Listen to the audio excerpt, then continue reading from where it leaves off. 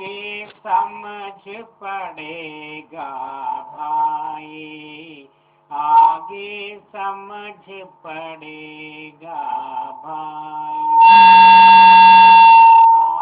आहार मुद्र भर खायो, बहुविधि मास बढ़ाई। పరమసంత సద్గురులైన కబీర్ సాహెబ్ల వాక్యం ఏం బోధన చేస్తున్నారు? ఇప్పుడు ఈ సమయంలోన మంచి హెచ్చరిక తీసుకునేటువంటి సమయము. ఎందుకంటే ఈ మనుష్య జన్మంలోనే మనకి తెలివి అనేది ఉన్నది, జ్ఞానం అనేది ఉన్నది. ఇప్పుడే తెలుగులక హెచ్చరిక చేసుకునేటువంటి సమయము. వేరే పశు పక్షాదులు ఎవరును దానిలో తెలివి అనేది లేదు, బుద్ధి అనేది తక్కువ. సత్యం అంటే ఏమి, అసత్యం అంటే ఏమి, జ్ఞానం అంటే ఏమి, పరమాత్మ అంటే ఏమి, ఆ విషయాలు తెలుసుకోవాలంటే మనుష్య జన్మలో మాత్రమే సాధ్యము. అందుకని ఇప్పుడు మనకు అటువంటి మనుష్య జన్మ వచ్చింది. ఇప్పుడు మనం ఆ సత్యాన్ని తెలుసుకోలేకపోతే మళ్ళీ ఇటువంటి మనుష్య జన్మం రాదన్నమాట. ఆ తర్వాత ఇప్పుడు మనుష్య జన్మం పోగొట్టుకున్నామంటే తర్వాత పశ్చాత్తాపం అవుతుంది. ఇటువంటి సమయాన్ని నేను పోగొట్టుకున్నాను కదా అని అప్పుడు మనకు పశ్చాత్తాపం అయితే ఏం ప్రయోజనం? ఇప్పుడు మనం జీవితం ఎట్లా జరుపుతున్నామంటే కడుపు నింపుకోవడము, నిద్రపోయేది, అన్ని ఆస్తులు పాస్తులు కట్టుకోవడము, దీనిలోనే జీవితం వెళ్ళిపోతూ ఉన్నది. ఇంతకైనా మనుష్య జన్మం దొరికింది. మనము పశువు పక్షాదులో పుట్టినప్పుడు కూడా అక్కడ కూడా సంసారం ఉండేది, అక్కడ కూడా భార్య పిల్లలు ఉండేది, అక్కడ కూడా ఇల్లు గుడియో ఇంకొకటో మరొకటో కట్టుకునే ఉంటారు. పక్షులు కూడా గూడ్లు కట్టుకుంటారు. ఇంకా మనుషుల్లో విశేషమేమి? పశువులు పక్షులు కూడా ఆహారం తింటావి, నిద్రపోతాయి. అవట్లకి భయం ఉన్నది, అవి కూడా భోగాలు భోగిస్తాయి. మనుషుడు ఈ దీనిలోనే సమయం గడిపితే మనుషులై పుట్టిన శ్రేష్టత్వము ఏమిటి దాన్ని తెలుసుకోలేక సాధారణ రూపంగా జీవనం చేస్తున్నామే. जीव जंत रस सार खात हो, तनिक दर्द नहीं आई। అంతేగాక ఇటువంటి శ్రేష్టమైన మనుష్య జన్మ ఇచ్చినా గాని మనకు దయ అనేది లేదు. ఆ ఒక అమాయక పశువుల్ని గొంతులు కోసి హింస చేసి కడుపు నింపుకోవాలా అంటాం. మాంసాహార లక్షణం చూడండి. ఆ పశువులకు కానీ పక్షులకు కానీ ఎంత నొప్పి కోసే సమయంలోన నొప్పి అయినా పర్వాలే, మన కడపాత్రము ఉంటాం. దయ అనేది లేనే లేదు. ఆ జీవాశలో కూడా పరమాత్మ ఉన్నాడు, ఆత్మశక్తి ఉన్నది అనేది మర్చిపోతాం. మనం బతికితే చాలు. అదేం లక్షణం? మనుషుల లక్షణమా ఇది? మనుషులకి శ్రేష్టమైన గుణం కావాలి. ఏమి? పరమాత్ముడు దయావంతుడు, దయామయుడు. మనలోన దయా బుద్ధినే లేదంటే ఎట్లా? పశువులు కూడా వేటాడుకొని తింటాయి. మనుషులు వేటాడుకొని తింటే మనం పశువులా మనుషులా? బాగా ఆలోచించి చూడాలి.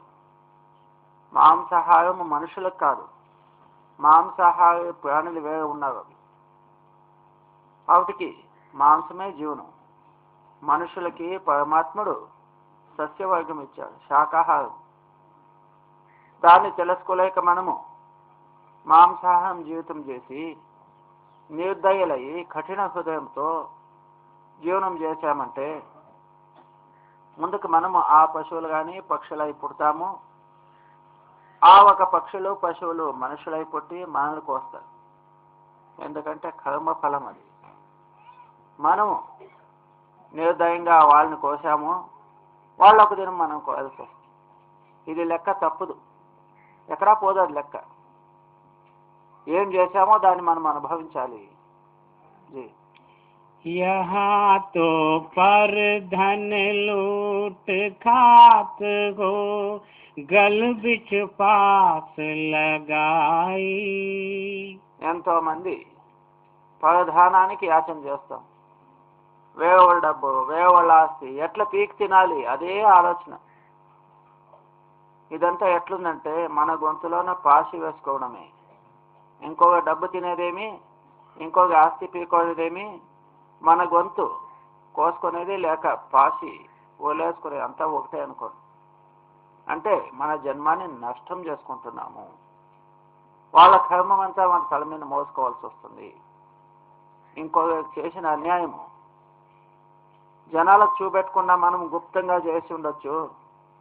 మన అంతరాత్మకు తెలుస్తుంది మనం చేస్తున్న తప్పులు, మనం చేస్తున్న దుర్గుణాలు, మనం చేస్తున్న పాప కర్మాలు. ఈ అన్యాయము, అసత్యము మనమేమో చాలా బుద్ధివంతులు అనుకుంటాము. ఇది బుద్ధివంతులు కాదు, మూర్ఖుల లక్షణము. అసత్యంగా, అన్యాయంగా జీవితం చేసి ఎట్లయినా కానీ ఇంకొక ప్రధానాన్ని పీక్కొని తినేది, ఇది మన కర్మ భాగము ఇంకా ఎక్కువ మోసుకున్నట్లే.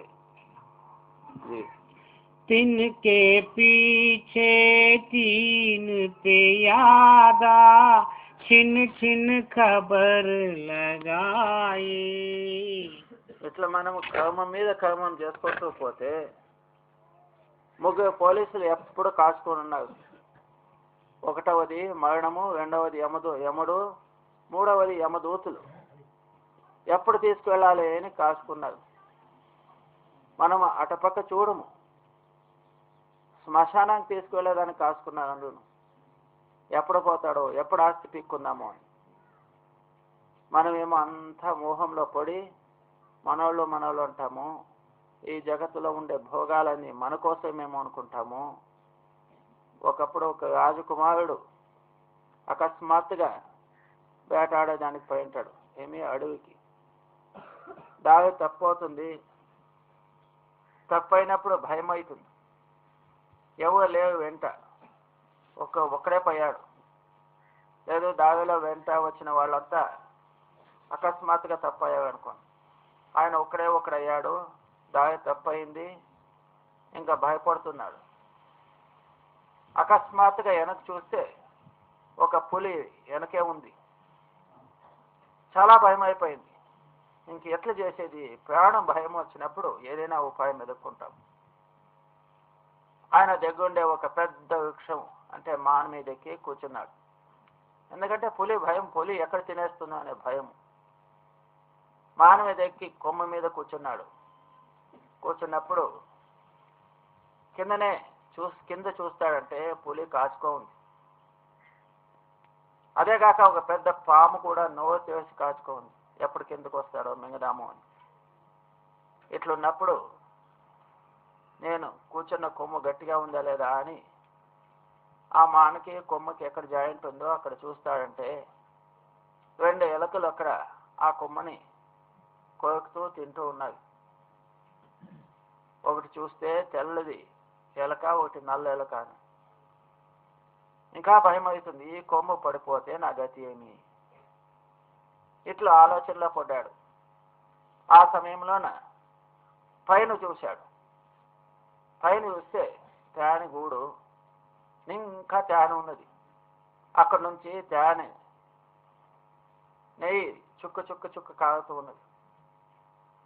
అకస్మాత్తుగా ఆయన నోటి మీద పడినప్పుడు దాని స్వాదం, దాని రుచి తీయగా ఉంటుంది. హాయిగా ఆ ఒక తేనె నెయ్యిని చుక్క పడుతూ ఉంటే ఆ రసములోన, ఆ స్వాదములోన సంపూర్ణంగా మర్చిపోయాడు ఆ సుఖమును. ఆనందంగా ఆ తేనె నెయ్యి తాగుతూ కూర్చున్నాడు. కింద ఉన్న పులి మర్చిపోయాడు. కొమ్ము పడిపోతుంది కదా అనే భయము మర్చిపోయాడు. ఆ ఆనందంలో హాయిగా కూర్చున్నాడు. ఎంత పొద్దు అది హాయిగా ఉండడం. ఎలుకలు ఆ కొమ్మని కత్తిచ్చేసావి. ఎప్పుడు అర్థం కత్తిచ్చిపోయినా ఇతని తూకానికి కింద పడిపోయాడు. ఆ పులి పాము తినేశారు. అట్లనే మన జీవితము, ఈ ప్రపంచము, ఈ సంసారము, ఈ కుటుంబము, ఈ ఆస్తి, ఈ ఇల్లు అంతా ఏమో భద్రంగా ఉందేమో అని నమ్మి కూర్చున్నాం. రాత్రి పగలు ఈ 2 ఎలకలు మన ఆయుష్ రూపమైన ఈ కొమ్ము కూర్చున్నాము, తినేస్తూ ఉన్నవి. కింద శ్మశానము, కాలపురుషుడు, మృత్యు కాసు కూర్చోంది, ఎప్పుడు తీసుకువెళ్ళను అని. మనము ఈ అల్ప సుఖమైన ప్రపంచంలో ఇంద్రియ సుఖము, విషయ భోగాద రూపమైన ఆ త్యాన చుక్క, దాని స్వాదం, దాని రుచి చూస్తూ చూస్తూ మన మృత్యువునే మనం మర్చిపోయాం. ఒక దినం నేను వెళ్ళిపోతాను కదా అనే భయాన్ని మనం మర్చిపోతాం. ధందా ధావత్ జగబాంధియా నా భుజే బిచారం. ప్రతి ఒక్కరు ఇట్లా వాళ్ళ వ్యవహారము, వాళ్ళ సంసారము, వాళ్ళ పనుల్లోన మునిగిపోయారు. ఇట్లా మునిగిపోయారు. నేనెవరు, ఎందుకు వచ్చాననే విచారం చేసేదానికి సమయం లేకపోయింది. జమ్మన మరణ బిసారియ మనముఖ ముగ్ధ గవారు. నేను ఎందుకు పుట్టాను, ఈ ప్రపంచంలో వచ్చేదానికి కారణమేమి, ఇక్కడి నుంచి నేను చనిపోయాక ఎక్కడ పోతాను, పోయాక నా గతి ఏమి, అదేమి విచారం చేసే సమయం లేదు. మతి మందులై మూర్ఖులై జీవనం చేస్తున్నాం. జీవితంలోన అదే ప్రపంచంలో ఉండే సుఖము, సంసార సుఖము, మరి తన కుటుంబము, తన వంశము, ఇదే రుచి, ఇదే తేనె రుచి. అదేం శాశ్వతంగా దొరుకుతుందా అంటే లేదు. साध संत के निंदा कीन्हा आपन जन्म नसाई. ఇటువంటి సమయంలో ఇంకొక నిందా చేసేదానికి మనం ఏమీ భయపడము. సాధువులు, సంతులు మనకు ఉద్ధారం చేయడానికి కోసం, సహాయం చేయడానికి కోసం వచ్చారు. మనం నిందా చేసే ఒక అలవాట్ల పడి వాళ్ళని కూడా నిందా చేసేది తప్పేలేదు. ఇట్లా మన జీవితం మనమే నాశనం చేసుకుంటున్నాం. మన జన్మము అన్యాయంగా వృథా నాశనమైపోతూ ఉన్నది కదా. पैर पैर पर कांटा धस है, यह पल आगे आई. ఇంత మనకు తెలివి ఉన్నా కానీ మనము విచారం చేయట్లేదు. ఒక్కొక్క అడుగు ముందు పెట్టినప్పుడు ఆ ముళ్ళు కుచ్చుకుంటూ ఉన్నవి. అయినా కానీ మనకి ఇంకా బుద్ధి వచ్చలేదు. ఎన్నో కష్టాలు అనుభవిస్తూ ఉన్నాము. కాయలాలు అనుభవిస్తాము, ఇంకొక నొప్పి అనుభవిస్తాము, ఇంకొక చింత చేస్తూ ఉంటాము. ఎన్నో కష్టాలు వస్తాయి. అట్లయినా మనకు జాగ్రత్త అనేది లేదు. మనకు బుద్ధి అనేది రావట్లేదు. వయసు అయినా కానీ మనకు నేను, నా వాళ్ళు, నాది అనేది వదిలిపెట్టము. ఎందుకంటే ఈ ప్రపంచమే అట్లా అయిపోయింది. మరి ఏమవుతుంది, ఇట్లో మనం పాపకార్యాలు చేసుకుంటూ జీవితం చేశామంటే ముందుకు మనమే ఇది అనుభవించాలి. మనం ఏం చేసి పెట్టామో ముందుకు మనమే అది అనుభవించేటువంటి మనకే అది పరిస్థితి వచ్చేది. కర్మ జోజో కరేగాతు వహీ భోగనాభరణ. స్వామీజీ గారు ఏమంటారు, మీరు ఏమి కర్మాలు చేస్తారో తెలిసి చేయండి, తెలియక చేయండి. ఏమి కర్మం చేస్తారో దాన్ని మనమే అనుభవించాలి, మనమే భోగించాలి. వేరే ఎవరు లేదు. తండ్రి చేసిన తండ్రికి, కొడుకు చేసింది కొడుక్కి, కూతురు చేసింది కూతురు. వాళ్ళది మనకు కాదు, మనది వాళ్ళకు పోదు. ఇంకొకరికి మనం ఏం నిందా చేస్తామో, ఏమి అపహాస్యం చేస్తామో ఇవన్నీ కర్మాదులే. మనం ఏమో సాధారణంగా తెలుసుకుంటున్నాం జీవితము. ఇది సాధారణంగా తెలుసుకొని మనకి మనమే నష్టం చేసుకుంటున్నాం. ఆ సమయంలోన పరనిందా చేసేప్పుడు, సాధు సంతుల నిందా చేసేప్పుడు మనకేమో ఖుషి, నేనేమో మహాబుద్ధివంతులు అనుకుంటాం. మహాభారతంలోన ఎన్నో ఉదాహరణలు ఉన్నావనుకోండి. ఒకప్పుడు పాండవులు, కౌరవులు కలిసి ఉండలేదు. పాండవులకి ఇంద్రప్రస్థ అనే ఒక స్థానము, హస్తినాపురం అనేది కౌరవుల భాగానికి వస్తుంది. హస్తినాపురంలో మొదటే అన్ని వ్యవస్థలు ఉండేది. ఇంకా ఇంద్రప్రస్థంలో పాండవులకు కానీ కొత్తగా అక్కడ రాజభవనాలు అన్ని కట్టుకోవాల్సి వచ్చింది. అప్పుడు పాండవులకు అంతా వ్యవస్థ చేయడానికి కోసము దేవీ దేవతాదుల్లోనే మహాశిల్పి మయాని ఆతని పిలంపించుకొని వాళ్ళు రాజులు ఉండడానికి కోసము రాజులు ఇల్లు కట్టించారు. ఇంత వైభవంగా కట్టారు. ఆ ఒక కళ ఎట్లుందంటే ఆ దేవతల శిల్పినే ఆయనే వచ్చి కట్టాడంటే ఇంకా ఎంత అద్భుతంగా ఉండొచ్చు. పాండవులు ఉండడానికి పెద్ద భవనమే కట్టారు. ఇంకా అది ఉద్ఘాటన అయ్యే దినము కౌరవుల్ని పిలంపించారు. పిలంపిస్తే రాజా దుర్యోధనుడు ముందుకు వచ్చాడు. వచ్చినప్పుడు ఇంట్లో ప్రవేశించగానే ఎంత అద్భుతంగా కట్టారంటే కింద నేలలో చూస్తే నీళ్లు 3-4 అడుగులు నీళ్లు ఉండేట్టు కనిపించింది. చూస్తే నీళ్ళు లేదు అక్కడ. అంటే అంత అద్భుతంగా కట్టారు. అప్పుడు దుర్యోధనుడు ఇక్కడ నీళ్లుందేమో అని భావించి తన పంచ పైనకి ఎత్తుకొని నడిచేదానికి ప్రారంభం చేశాడు. అక్కడే మాడి పైన ద్రౌపది కూర్చొని చూస్తూ ఉన్నది. చూస్తూ నవ్వింది. ఇట్లా పంచ కొంచెం పైనకి ఎత్తుకొని పై చూసి నవ్వింది. ఇంకా అట్లే ముందుకు సాగుతూ నేలలోన నీళ్ళు లేదేమో అనిపించింది. నిజంగా చూస్తే అక్కడ 1 అడుగు నీళ్లు ఉన్నది. అప్పుడు ఆయనకు తెలియదు నీళ్లు ఉన్నది అని. సరిగ్గా కనిపించదు. నీళ్ళలోన కిందకు పడిపోయాడు. అప్పుడు పైన ద్రౌపది తన జతగాళ్ళు సఖీలందరూ ఉండి అక్కడ జోరుగా నవ్వుతాడు. తండ్రి గుడ్డివాడు ధృతరాష్ట్రుడు, గుడ్డివాడిని కొడుకు, వాడు గుడ్డివాడు లాగే. తండ్రికి దృష్టి లేక గుడ్డివాడు, కొడుక్కి దృష్టి ఉన్నా కానీ గుడ్డివాడే. అక్కడి నుంచి జోరుగా మాట్లాడుతూ నవ్వుతూ అవహేళన చేశారు. దుర్యోధనికి సహించలేని అవమానమైంది. ఒక స్త్రీ నాకు ఇంత అవమానం చేస్తూ ఉన్నది అని ఇంత కోపం వస్తుంది. హే ద్రౌపది, నీకు ఒక దినం చేస్తాను చూడి,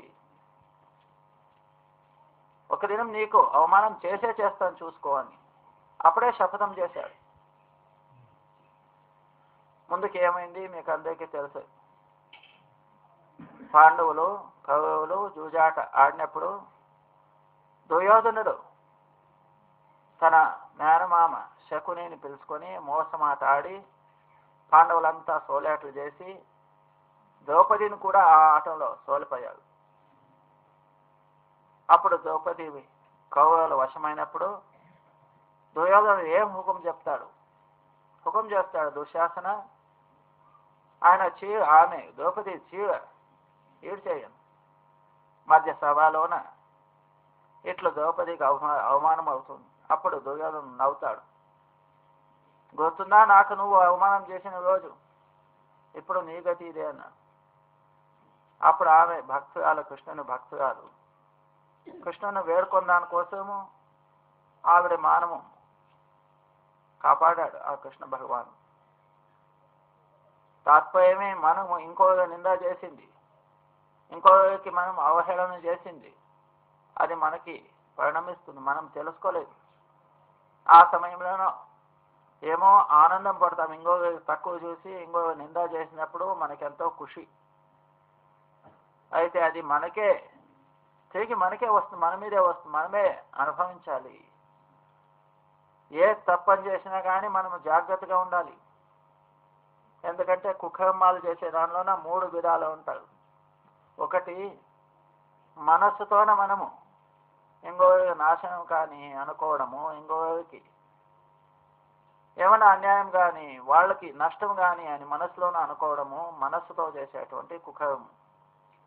రెండవది శరీరం నుంచి ఇంకో బాధ పెట్టడం. మూడవది వాక్యం నుంచి నిందా చేయడము, తిట్టుకోవడము. ఇది మహాపాపం. మనస్సులోన ఇంకొక అనుకునేది మనకి ఇంకొక తెలిసలేదు. శరీరంతో నుంచి ఇంకొక బాధ పెట్టేది, కొట్టేదో అదైనా కొన్ని రోజులు అయ్యాక మర్చిపోవచ్చు. కానీ నోటితో నిందా మాటలు తిట్టుకోవనేది అది జీవితం అంతా ఉండిపోతుంది. అందుకని నిందా చేసే దానిలోనే బాగా హెచ్చరికతో ఉండాలి. నింద అనేది ఎల్లప్పటికీనూ అది మనము తీసేయాలి మన హృదయం నుంచి. నిందా భలే కిసీకో నాహి, ఎవరికి మంచిది కాదు ఇది. నిందా చేయడము ఎవరికైనా మంచిది కాదు. పెద్దోళ్ళు చిన్నోళ్ళు కానీ, చిన్నోళ్ళు పెద్దోళ్ళు కానీ, భార్య భర్త కానీ, భర్త భార్య కానీ, తల్లిదండ్రులు కానీ, ఎవరికే కానీ భలే కిసీకో నాహి, ఎవరికి మంచిది కాదు ఇది. మరి ఏమంటారు, ముఖ్ ఖాలే తిన నిందక నరకే ఘోర ఫలం. ఎవరు నిందా చేసేటువంటి అలవాటు పెట్టుకుంటారు వాళ్ళు నరకానికి పోక తప్పదు. कहत कबीर सुनो भय साधो, दुनिया है दुचिताई. కబీర్ సాహెబ్లు ఏమంటారు, మనుషులు సీదా సత్యాన్ని తెలుసుకోలేక ద్వైతంలో పడిపోయారు. యావది సత్యము, యావది అసత్యము, యావది మంచిదో, యావది చెడుదో, యావది నిందానో, యావది ద్వేషము విచారం చేసేటువంటి శక్తి ఉన్నా కానీ ఇట్లా ద్వైతంలో పడి అట్లా చేయను ఇట్లా చేయను అది ఇది అంతా కలిపి జీవితం చేస్తున్నాం. साज कहे सो मारा जावे, झूठे जगपति आई. ఈ జగత్తులోన సుళ్ళకే ప్రధానము. సత్యం చెప్తే కొట్టేదానికే వస్తారు. నమ్మేలేదు జనాలు. ఎక్కడ సుళ్ళు ప్రధానం ఉందో అక్కడ అందు.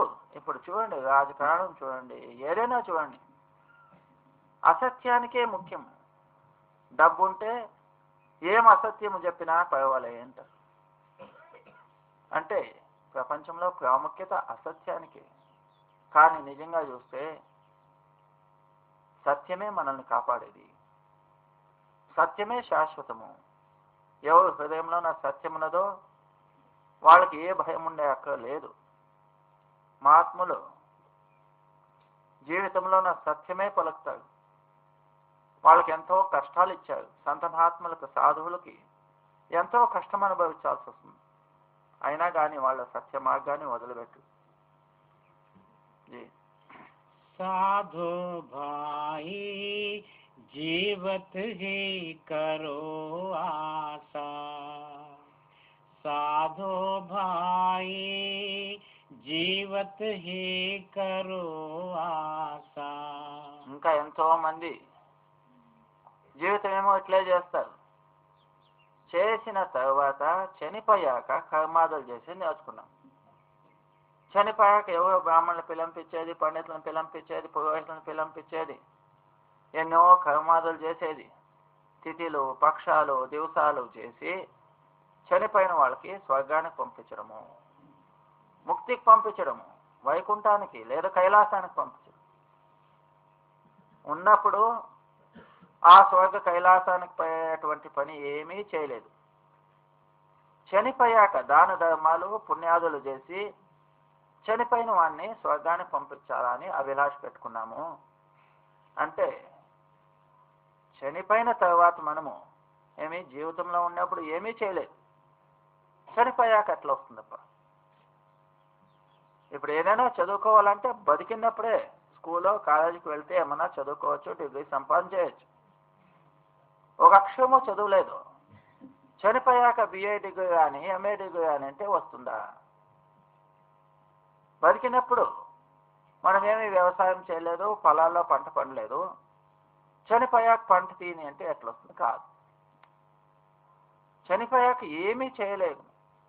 అటువంటి స్థితిలోనే ఆత్మ ఎక్కడ పోయిందో మనకింతే తెలుసు. శ్మశానంలో మూసేసి వచ్చాము, అగ్గిలో కాల్చి వచ్చాము. ఇంకా ఆత్మ అంటే ఏమి, ఆత్మశక్తి అంటే ఏమి, ఆత్మ ఏ దారిలో వెళ్ళింది ఏమీ తెలియలేదు.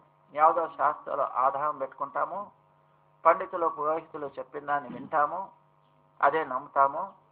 చనిపోయాక వాళ్ళని ముక్తికి పంపిస్తాము అనుకుంటాం. అది భ్రమ మాత్రమే. జీ जीवत समझे जीवत बूझे జీవత్ ముక్తి నివాస. ఎవరు జీవితంలో తెలుసుకున్నారో, జీవితంలోనే జ్ఞానం సంపాదన చేసుకున్నారో, ఇదే జీవనంలోనే ముక్తి సంపాదన చేసుకున్నారో వాళ్ళు తప్పకుండా ముక్తి ప్రాప్తి చేసుకుంటారు. ఎందుకంటే ఆ అనుభవాన్ని ఇప్పుడే పొందుకున్నారు. ఎవరు జీవితంలో చేయలేదో వాళ్ళు చనిపోయాక పోతారనేది మీ భ్రమ అంతే, మీ సందేహం అంతే, అది నిజం కాదు. జీ जियत कर्म की पास न काटी मुये मुक्ति के आशा. ఈ జీవనం ఉన్నప్పుడు, బతికినప్పుడు కర్మరూపమైన పాశ గొంతులోన కత్తించుకోలేదు, చనిపోయాక ముక్తి ఎట్లా దొరుకుతుంది? కర్మాదులు కలుసుకోవడమే ముక్తి. ముక్తి అంటే ఏమి? బంధం లేదన్నమాట. ఇప్పుడు ఏ బంధనము? కర్మ బంధనము. కర్మాదులు చేశాము, కర్మాదులు అనుభవించడానికి పుట్టాము. మళ్ళీ కర్మం పెరుగుతూ పోతున్నది. కర్మం నుంచి విడుదల కాలేదు. కర్మబంధనం నుంచి విడుదల అయిందంటే దాన్నే ముక్తి అంటారు. జీవిత సమయంలోన బతికినప్పుడు కర్మరూపమైన గొంతులో ఉండే పగ్గాన్ని మనం కత్తు చేయలేదు. చనిపోయాక ముక్తి ఎట్లా దొరుకుతుంది? కర్మం అనేది మనం వెంటనే వస్తుంది. జీ तन छूटे जीव मिलन कहत है सो सब झूठी आशा. अब हो मिला सो जब हो मिलेगा नहीं तो जमपुर बासा. जियत कर्म की पास न काटी मुये मुक्ति के आशा. तन छूटे जीव मिलन कहत है सो सब झूठी आशा. చాలా మంది మనం ఇదే ఆశ పెట్టుకున్నాం. ఈ శరీరం వదిలిపెట్టాక ముక్తి దొరుకుతుంది, శరీరం వదిలిపెట్టినాక చచ్చిపోయాక మనకు సద్గురు రక్షణ చేస్తాడు, పరమాత్మను మనల్ని ముక్తికి తీసుకువెళ్తాడు. ఇదంతా వట్టి భ్రమనే. ఇది మీ ఆశ అంతనే.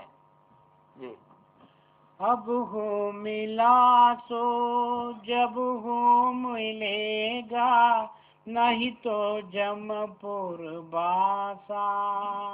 ఏమి ఇప్పుడు ప్రాప్తి చేసుకున్నారో అప్పుడు అదే ఉంటుంది.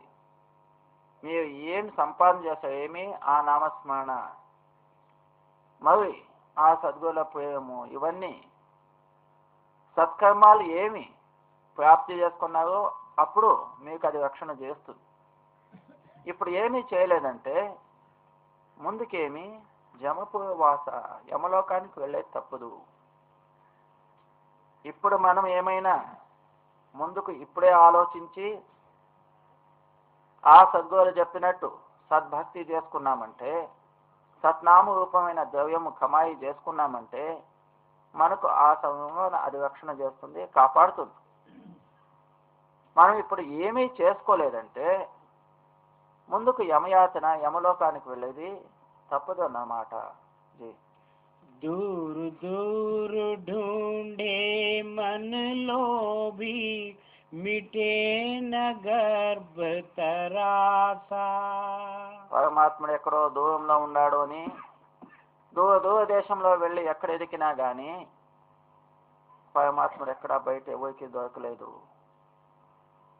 పరమాత్ముడు దగ్గర కంటే దగ్గర మన అంతరంలో ఉండినా గాని మనం అక్కడ వెదకకుండా ఎక్కడో దూరంలో ఉన్నాడని నమ్ముకుంటున్నామే, ఇదే ఒక అజ్ఞానము.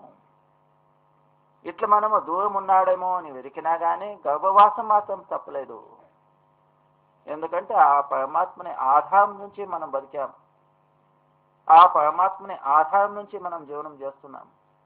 అటువంటి పరమాత్మని మనము మన అంతరంలోనే వెతకలేక ఎక్కడో ఉన్నాడేమో అని నమ్ముకుంటూ పోతున్నాం. అడవిలోన కస్తూరి మృగం అనేది ఉంటుంది. తన నాభిలోనే కస్తూరి సుగంధం వచ్చినా కానీ ఆ మృగానికి తెలియలేదు ఎక్కడో సువాసన అడవిలో ఎక్కడో నుంచే వస్తుందేమో అని అడవంతా ఎదుగుతుంది, గుర్తుకు రావట్లేదు. వెదికి వెదికి అలసి చనిపోయినా కానీ దానికి బుద్ధి రావదు. అట్లనే మనము మన అంతంలో ఉండేటువంటి శక్తిని మర్చిపోయి దేవుడు ఎక్కడో దూరంలో ప్రపంచంలో దేశ విదేశాల్లో గుడి గోపురాల్లో ఉన్నాడేమో అని వెదికి వెదికి ఎంత వెతికినా కానీ ఆ పరమాత్ముడు దొరకలేదు. మనలో ఉండేటువంటి పరమాత్మని మనం తెలుసుకోలేదు. జీ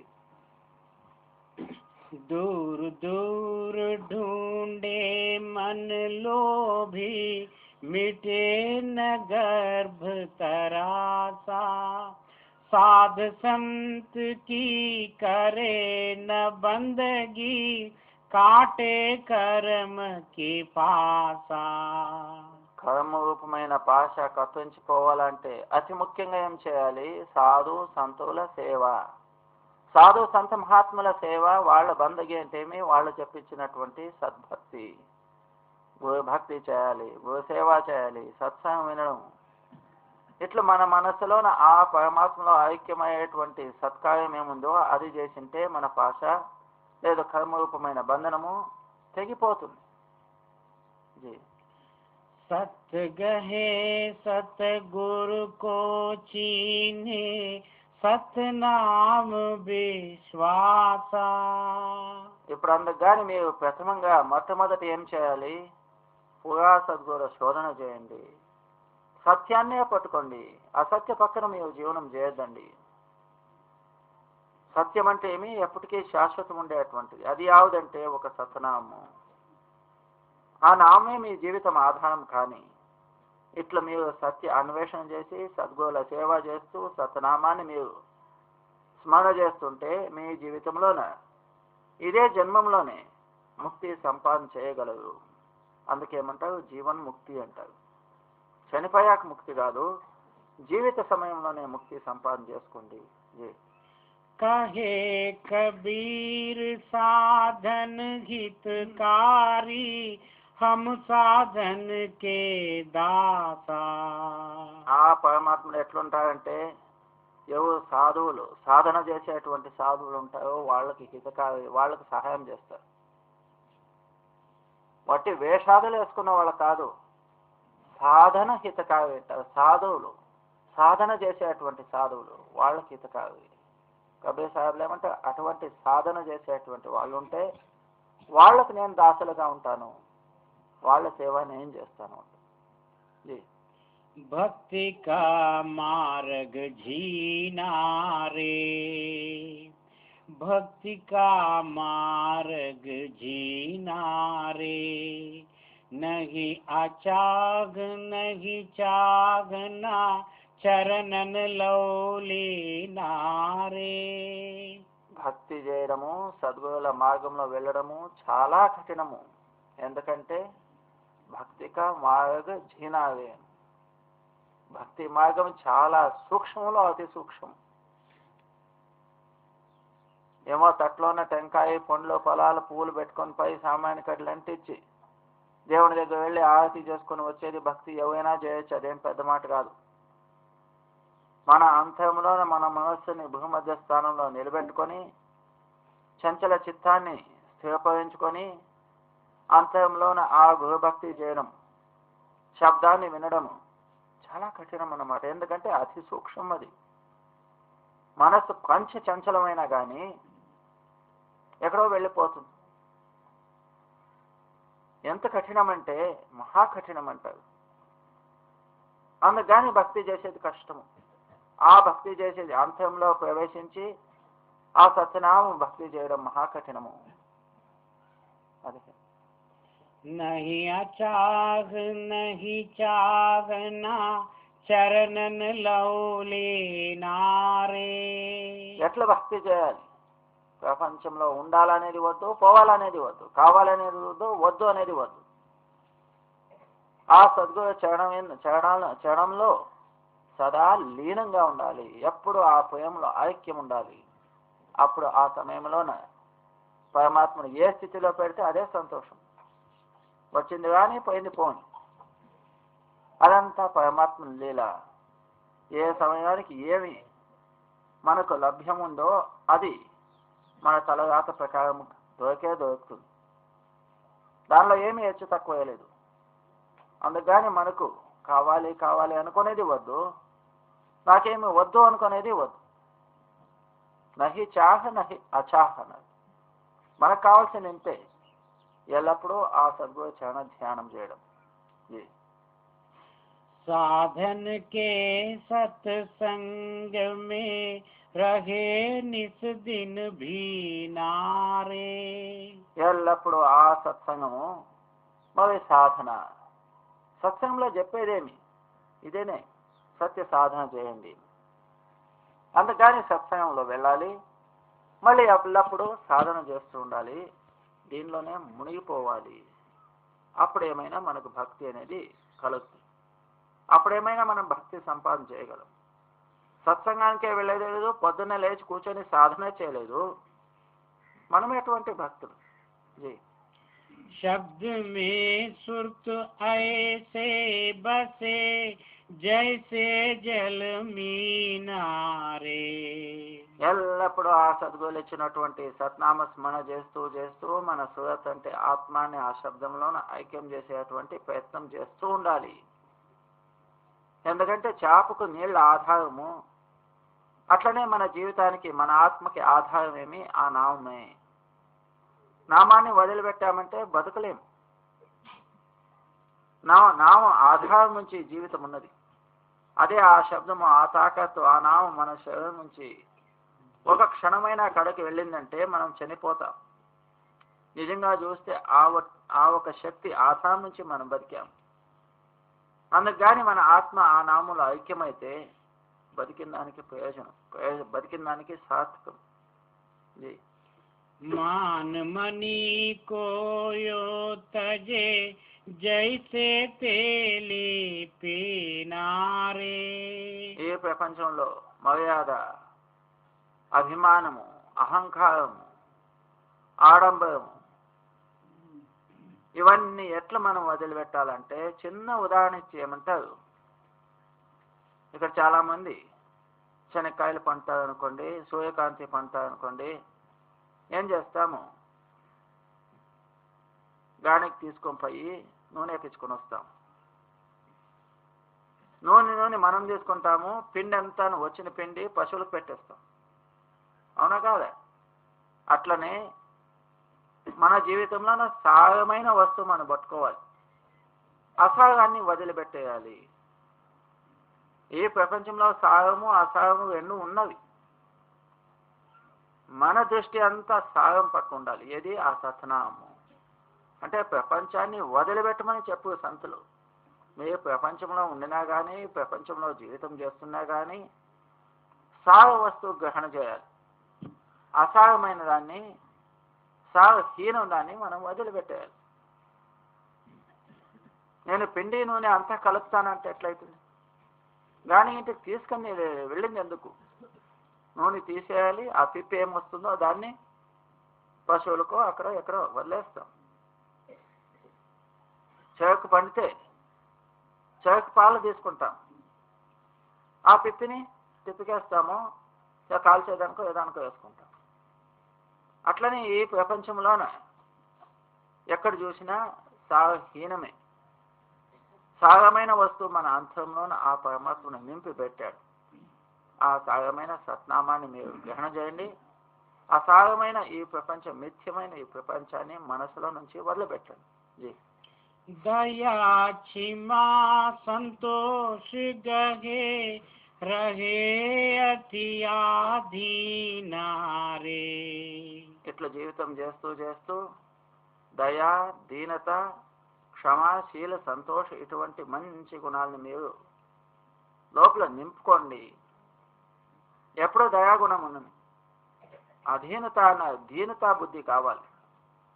పెద్దోళ్ళ ఇది ఏమీ పెద్దతనం లేదు, చిన్నోళ్ళ దానిలో పెద్దతనం ఉన్నది.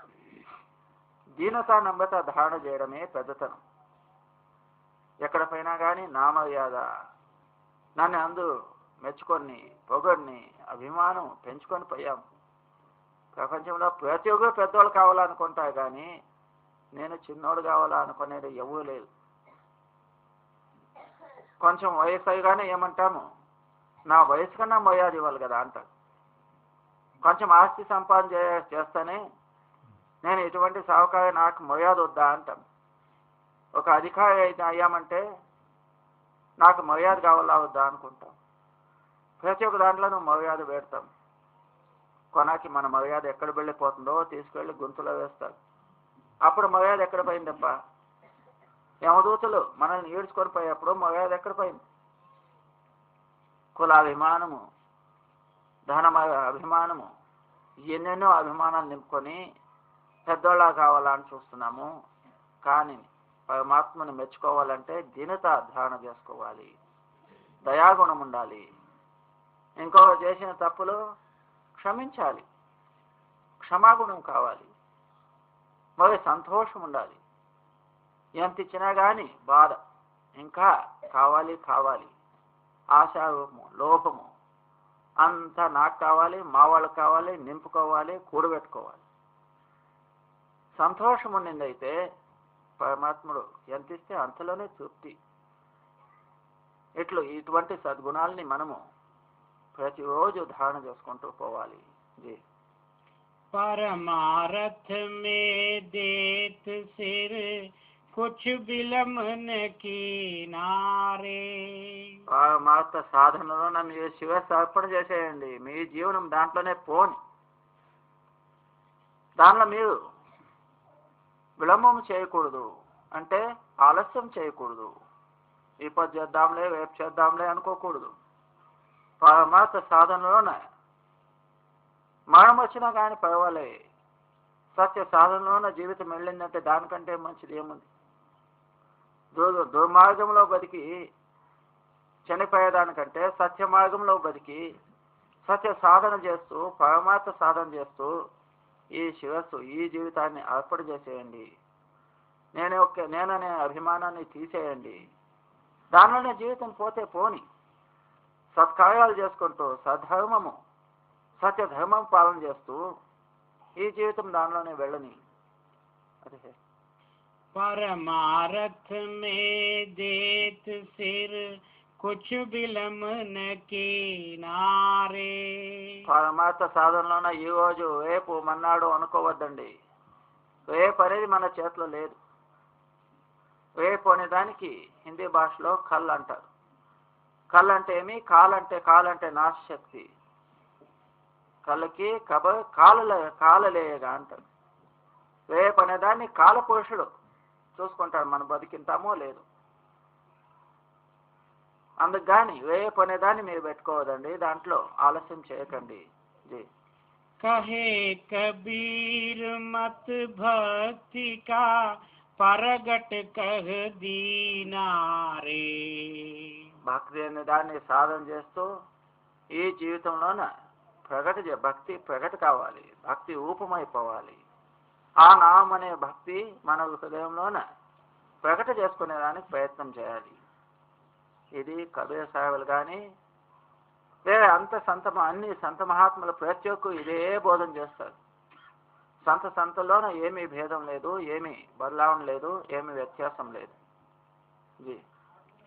कहे कबीर मत भक्ति का परगट कह दीनारे. राधा स्वामी.